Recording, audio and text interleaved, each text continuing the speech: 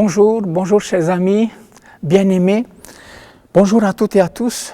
Que la paix et la grâce de Dieu soient sur chacune de vos maisons. Alors, qui que vous soyez, où que vous soyez tout seul ou en groupe ou en famille, que la grâce et la paix du Seigneur soient abondamment sur chacun de vous. Comme vous le savez, nous vivons des temps de crise qui nous affectent tous. Tous en tant qu'hommes, femmes, parents, employeurs, employés, jeunes, enfants, les écoles, les établissements, les entreprises, les finances, le gouvernement, les autorités, tout le monde est touché, tout le monde est affecté et aussi ébranlé. Et face à tout cela, nous avons une alternative tellement meilleure et rassurante. Cette alternative, c'est Dieu et sa parole.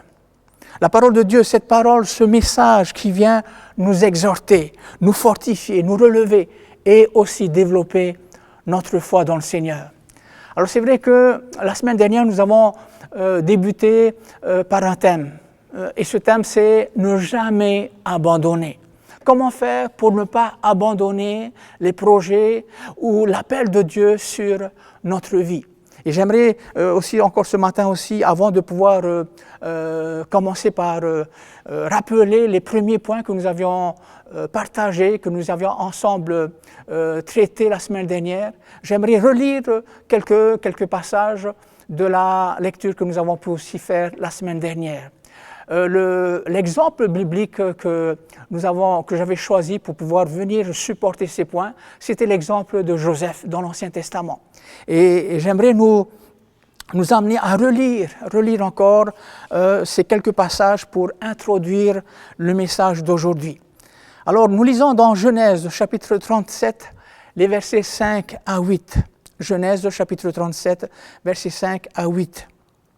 Il nous est dit ceci. Joseph eut un songe et il le raconta à ses frères qui le haïrent encore davantage. Il leur dit, écoutez donc ce songe que j'ai eu. Nous étions à lier des gerbes au milieu des champs. Et voici ma gerbe se leva et se tint debout. Et vos gerbes l'entourèrent et se prosternèrent devant elle.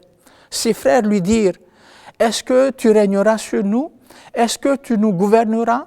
Et ils le haïrent encore davantage à cause de ses songes et à cause de ses paroles. Là, c'était le début où Dieu a commencé à déposer dans le cœur de Joseph justement l'appel de Dieu sur sa vie, justement les projets de Dieu qu'il a commencé à déposer dans le cœur de Joseph. Et la semaine dernière aussi, j'avais lu aussi l'accomplissement de ces choses, c'est-à-dire plusieurs années plus tard.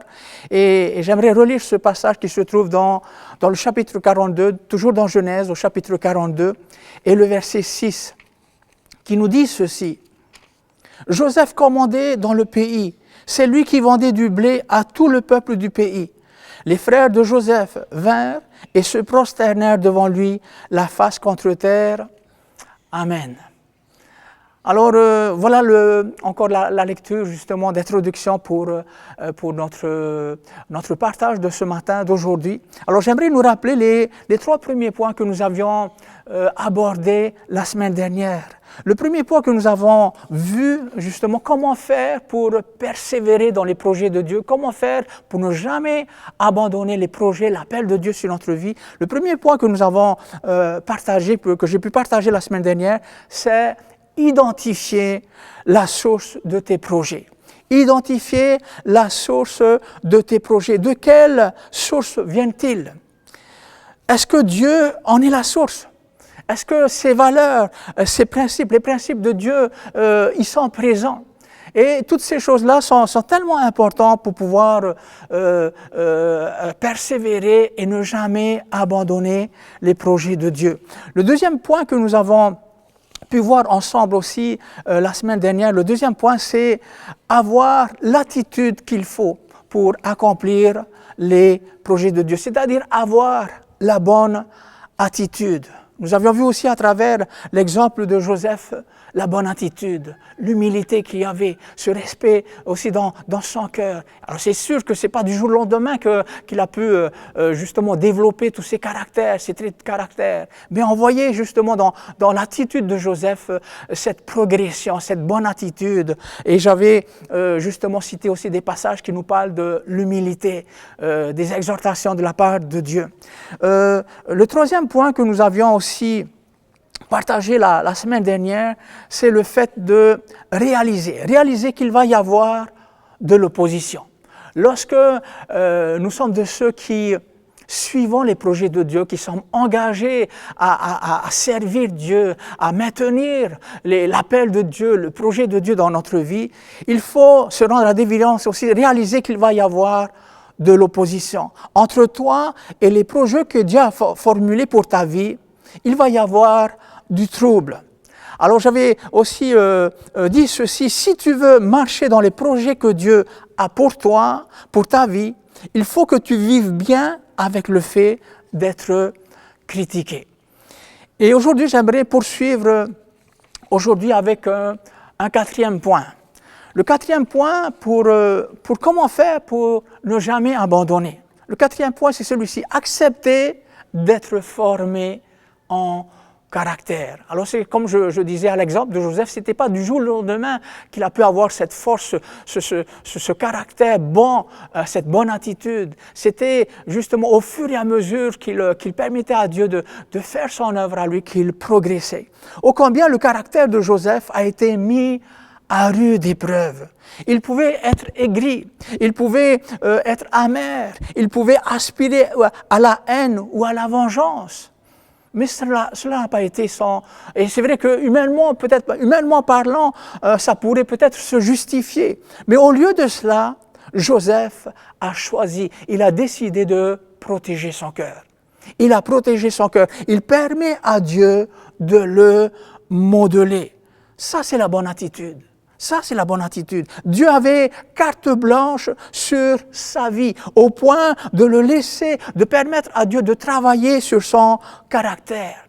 Et Dieu se servait de toutes choses, de toutes les circonstances pour modeler, pour former en Joseph un bon caractère.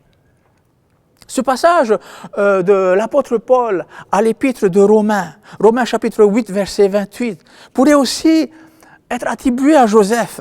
Ce verset nous dit ceci, « Nous savons du reste que toute chose, c'est-à-dire facile ou difficile, bonne ou mauvaise, toute chose concourt au bien, concourt à la promotion, concourt à la réussite, concourt au bien de ceux qui aiment Dieu, de ceux qui sont appelés selon son dessein. » Voilà ce que la parole de Dieu nous déclare.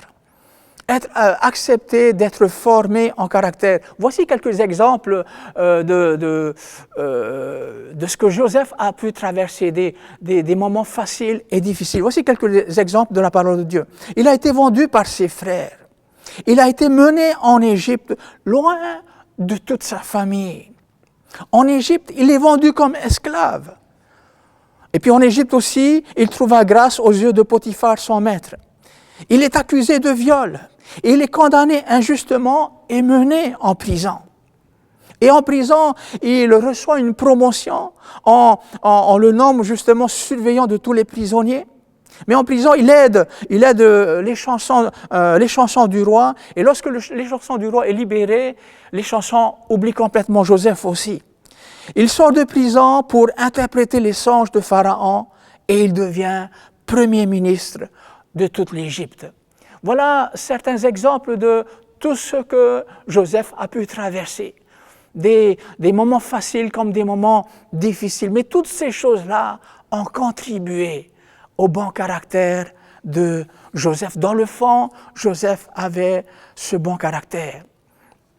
Le cinquième point aussi que j'aimerais aussi aborder avec vous aujourd'hui, c'est que tu es appelé à pardonner. Et pour cela, j'aimerais aussi encore lire quelques passages de la parole de Dieu, toujours dans Genèse, et dans Genèse chapitre 45. Et dans ces passages aussi, nous pourrions voir le cœur de Joseph, ce cœur libre qui lui permettait d'avancer dans la vie, face à tout ce qu'il a pu vivre ou traverser. Alors, je nous invite à lire dans Genèse chapitre 45, versets 3 à 8. Il nous est dit ceci. Joseph dit à ses frères, « Je suis Joseph, mon père vit-il encore ?» Mais ses frères ne purent lui répondre, car ils étaient troublés en sa présence. Joseph dit à ses frères, « Approchez-vous de moi. » Et ils s'approchèrent. Il dit, « Je suis Joseph, votre frère, que vous avez vendu pour être mené en Égypte. Maintenant, ne vous affligez pas et ne soyez pas fâchés de m'avoir vendu pour être conduit ici, car c'est pour vous sauver la vie que Dieu m'a envoyé devant vous. Voilà 2 ans que la famine est dans le pays, et pendant 5 années encore, il n'y aura ni labour, ni moisson. Dieu m'a envoyé devant vous pour vous faire subsister dans le pays et pour vous faire vivre par une grande délivrance. Ce n'est donc pas vous qui m'avez envoyé ici, mais c'est Dieu. Il m'a établi père de Pharaon, maître de toute sa maison et gouverneur de tout le pays d'Égypte. Un autre passage, toujours dans Genèse au chapitre 50. Genèse au chapitre 50, les versets 19 à 21. Nous lisons ceci. Joseph leur dit à ses frères, « Soyez sans crainte, car suis-je à la place de Dieu? Vous aviez médité de me faire du mal. Dieu l'a changé en bien pour accomplir ce qui arrive aujourd'hui, pour sauver la vie à un peuple nombreux. Soyez donc sans crainte. Je vous entretiendrai, vous et vos enfants. » Et il les consola en parlant à leur cœur. Waouh! Quelle bénédiction, quelle force! Même face à tous ceux qui l'ont vendu, qui l'ont maltraité, il trouve la force de les exhorter à parler à leur cœur. Il parle à leur cœur. Et tout cela, justement, pourquoi? Parce qu'il a permis à Dieu d'œuvrer dans son cœur. Alors, tu es appelé à pardonner. Vous savez, le manque de pardon, c'est l'une des plus grandes maladies de notre ère. Et ça, c'est important de le savoir. C'est l'une des plus grandes maladies de notre temps. Non seulement dans le monde, c'est-à-dire parmi celles et ceux qui n'ont pas foi en Dieu, qui ne croient pas en Dieu, mais même parmi ceux qui croient en Dieu. Parmi le peuple de Dieu, il y a de la discorde, il y a justement ce manque de pardon qui existe aussi. Dans les familles, dans les couples, dans les relations. Et chers frères et sœurs, retenons bien ceci. Voici ce que le pardon de Dieu doit produire en nous. Au fur et à mesure que nous progressons dans notre relation avec le Seigneur, au fur et à mesure que notre relation avec Dieu devient plus importante chaque jour. Voici ce que le pardon de Dieu doit produire en nous. De recevoir le pardon de Dieu doit produire en nous l'habileté et la capacité à pardonner aux autres. Et ça, c'est important pour nous d'avancer, d'aller plus loin. Le pardon, c'est aussi un acte d'amour envers les autres, mais aussi un acte d'amour pour nous. Écoutez bien, comprenez-moi bien, ce n'est pas dans le sens d'amour propre. Alors ça n'a rien à voir avec l'amour propre. L'amour propre, on a tendance à s'attarder sur nous et même à nous excuser. Et ça ne nous libère pas. Mais par contre, quand je parle de le pardon, c'est aussi un acte d'amour envers les autres et un acte d'amour envers soi-même. Cela démontre un respect, une dignité pour nous-mêmes. Et cela produit une libération en nous-mêmes. C'est dans ce sens-là que je veux parler du pardon. Le pardon n'est pas un sentiment ou une émotion, c'est un engagement. C'est-à-dire, j'engage ma volonté. J'engage ma volonté et cet engagement se traduit par un choix. Je choisis de lâcher. Je choisis de pardonner. Et ça, c'est important. C'est important. Et tout au long de notre vie, nous serons engagés à cela. Le pardon, c'est de revendiquer mon droit d'aimer quelqu'un qui me déteste tellement. c'est de revendiquer mon droit d'aimer quelqu'un qui ne m'aime pas. Ça, c'est le pardon. Et je crois sincèrement que nous serons souvent appelés, dans la vie que nous menons ici-bas, nous serons souvent appelés à pardonner à ceux qui nous ont fait tant de mal. Et le Seigneur Jésus, justement, il n'a pas omis d'oublier justement cette action, le fait de pardonner. Même dans la prière, dans cette prière qui est un exemple aussi de prière, il a introduit le pardon. Il a dit aussi à un moment donné, pardonne-nous nos offenses, comme nous pardonnons à ceux qui nous ont offensés. Et ça, c'est important. C'est important, frères et sœurs. Si nous voulons ne pas abandonner les projets de Dieu, ne pas abandonner l'appel de Dieu sur notre vie, il est important pour nous de maintenir aussi cela. Nous sommes appelés à pardonner, de recevoir, et je répète encore ce que je disais tout à l'heure, de recevoir le pardon de Dieu doit produire en nous l'habileté et la capacité à pardonner aux autres. C'est tellement important. Le Seigneur Jésus s'est sacrifié justement pour cela. Il a donné sa vie. Il a confronté la difficulté, la souffrance pour cela. Et c'est important parce que si nous n'exerçons pas le pardon de Dieu, alors il y a un effet contraire contre nous. Il y a comme une malédiction qui peut peser sur nos vies. Et Dieu ne veut pas que nous traversions cela. Et l'amour de Dieu nous pousse à pardonner afin de pouvoir avancer. Le 6e point, le dernier point que j'aimerais aborder avec nous ce matin, c'est de croire que Dieu est avec toi. Croire que Dieu est avec toi. Retenons bien ceci. Dieu est avec toi si tu es avec lui. Et j'aimerais lire quelques passages, quelques versets de la parole de Dieu qui viennent confirmer cette pensée, qui viennent supporter cette pensée que Dieu était avec Joseph. Et pour cela, je nous invite à tourner encore dans Genèse au chapitre 39. Genèse au chapitre 39. Et que dans le chapitre 39, nous pouvons lire ces 3 versets. À commencer par le verset 2. Il est dit ceci, « L'Éternel fut avec lui », c'est-à-dire l'Éternel fut avec Joseph. Toujours dans le chapitre 39, le verset 21. « L'Éternel fut avec Joseph ». Le verset 23. « L'Éternel était avec lui ». L'Éternel était avec Joseph. Oui, de croire que Dieu est avec toi. Quand nous considérons ces choses, les choses que Joseph a pu traverser, quand nous considérons toutes ces choses, toutes ces difficultés, seulement en surface, sans en comprendre, sans en vivre vraiment la réalité des choses, on peut être amené à se dire, c'est trop dur, c'est trop difficile de suivre l'appel de Dieu, c'est trop difficile de vivre les rêves, les projets de Dieu.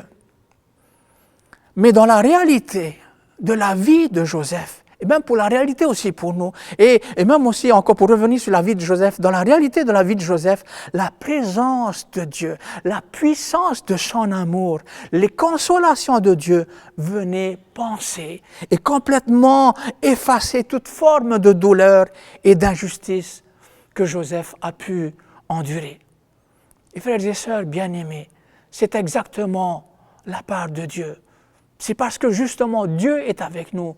Alors sa présence, son amour, la puissance de son amour vient penser, effacer toutes ces choses qui ont pu nous faire du mal, nous faire souffrir. Parce que ça, c'est le cœur de Dieu, c'est la présence de Dieu, c'est l'effet du Saint-Esprit. Et c'est seulement le Saint-Esprit qui est en nous, qui nous rend possible d'accomplir ces choses. Nous ne pouvons jamais accomplir ces choses par nous-mêmes. Et c'est la raison pour laquelle nous avons besoin que Christ soit en nous, que son Saint-Esprit puisse développer Christ en chacun de nous. Alors c'est important. Alors j'aimerais aussi nous citer des passages pour nous dire que Dieu est avec toi. Dieu est avec toi. Tout d'abord dans Ésaïe, Ésaïe chapitre 43 et le verset 2 et 5. Ésaïe chapitre 43, versets 2 et 5. Il nous est dit ceci, et vraiment j'admire le Seigneur. Il est ce Dieu qui nous touche, qui est avec nous dans toutes les circonstances. Écoutez ceci, au verset 2. « Si tu traverses les eaux, je serai avec toi. Et les fleuves, ils ne te submergeront point. Si tu marches dans le feu, tu ne te brûleras pas, et la flamme ne t'embrasera pas. » Le verset 5. « Ne crains rien, car je suis avec toi. » Un autre passage dans Jérémie chapitre 1er et le verset 19. Jérémie chapitre 1er, verset 19. Il nous est dit ceci, « Ils te feront la guerre, mais ils ne te vaincront pas, car je suis avec toi pour te délivrer, dit l'Éternel. » Encore une fois, je ne sais pas ce que tu traverses, mais sache ceci, Dieu est avec toi, si tu es avec lui. Et j'aimerais terminer par ce dernier verset de Matthieu chapitre 28, avant que le Seigneur Jésus, notre Seigneur, ne soit enlevé au ciel. Dans Matthieu chapitre 28, verset 20, il nous dit ceci, « Et voici, je suis avec vous tous les jours jusqu'à la fin du monde. » Voilà, très chers bien-aimés, voilà quelques passages, quelques pensées que j'ai voulu nous partager afin de ne jamais abandonner, mais de toujours poursuivre les projets de Dieu. Parce que les projets de Dieu sont des œuvres que Dieu a préparées d'avance pourvu que nous les pratiquions. Et j'aimerais nous rappeler encore ces 6 points pour ne jamais abandonner. Identifier la source de tes projets, c'est important d'identifier si Dieu en est la source. Si c'est Dieu qui en est la source, eh bien s'investir, se donner à fond pour toutes ces choses. Le deuxième point, c'est avoir la bonne attitude. La bonne attitude, toujours cette bonne attitude qui nous est conduite, encouragée et aussi dictée par le Seigneur lui-même aussi. Troisième point, réaliser qu'il va y avoir de l'opposition. Ça fait partie de cette croissance aussi que Dieu veut créer en nous, développer en nous. Le quatrième point que nous avons vu aujourd'hui, c'est accepter d'être formé en caractère, tout comme Joseph. Cinquième point, tu es appelé à pardonner, et tout le temps. Et le sixième point, c'est de croire que Dieu est avec toi. Alors courbons nos cœurs un moment, fermons nos yeux, nous allons prier le Seigneur. Seigneur, merci pour cette grâce, merci pour ce bonheur que nous pouvons ressentir lorsque nous sommes dans ta présence, lorsque nous sommes dans tes voies, lorsque nous sommes connectés à toi. Et Père Céleste, dans le nom de Jésus, avec toutes celles et ceux qui nous écoutent ce matin, ensemble, nous sommes comme un seul être dans ta présence avec toi. Et combien nous voulons nous approcher de toi de manière vraie, de manière sincère, de cœur à cœur. Et t'exposer aussi tous nos besoins. Notre besoin de toi, notre besoin de persévérer et de ne jamais abandonner. Ô Père Céleste, merci Seigneur. Merci pour ta présence, merci pour ta main bénie sur chacune de nos vies, sur chacune de nos maisons. Merci pour les grâces, les bénédictions que tu as pour chacun de nous, que tu as pour chacune de nos familles, que tu as pour chacune de nos églises. Seigneur, merci pour ta main posée. Merci de nous fortifier encore ce matin. Merci de nous avoir parlé. Merci d'avoir édifié notre foi en toi. Oui, la foi vient de ce qu'on entend. Et ce qu'on entend vient de la parole de Christ. Seigneur, bénis abondamment tous les bien-aimés qui nous regardent. Et toutes celles et ceux qui sont dans un besoin particulier. Toutes les familles aussi qui sont endeuillées, Seigneur. Par le départ d'être cher, Seigneur, je réclame là aussi ton esprit de consolation et de relèvement dans toutes ces maisons. Et tu vois, celui ou celle qui passe pas des moments difficiles, merci d'assister ce bien-aimé ou cette bien-aimée. Merci de leur communiquer la force dont ils ont besoin. Au nom de Jésus, Seigneur. Seigneur, manifeste-toi. C'est toi qui es au-dessus de tout. Malgré le contexte que nous vivons, que nous traversons actuellement, donne-nous de pouvoir continuer d'avancer en comptant sur toi, en nous appuyant sur toi, toi notre refuge, toi notre forteresse. Merci pour toutes tes promesses. Et tes promesses ont un nom, tes promesses s'appellent Jésus-Christ. Nous avons tout pleinement en Jésus-Christ. Merci Père Céleste pour ta fidélité et reçois toute notre reconnaissance, notre louange, notre adoration. C'est à toi seul, ô Dieu, qu'appartiennent dans tous les siècles le règne, la puissance et la gloire. Amen, amen, amen. Aussi, j'aimerais aussi, comme la semaine dernière aussi, vous laisser sur le cœur aussi un chant que j'apprécie beaucoup et régulièrement aussi, assez régulièrement aussi, cela m'arrive souvent aussi, même aussi ma maison, ma famille, à l'écouter. C'est ce chant-ci tiré de l'Ancien Testament, de la parole de Dieu, où Josué pouvait dire un jour, « Moi et ma maison, nous avons choisi de servir l'Éternel. » Et qui que tu sois seul ou avec ta famille ou en groupe, fais ce choix. Choisis de suivre Dieu et de le servir. Amen. Today I choose to follow you. Today I choose to give my yes to you. Today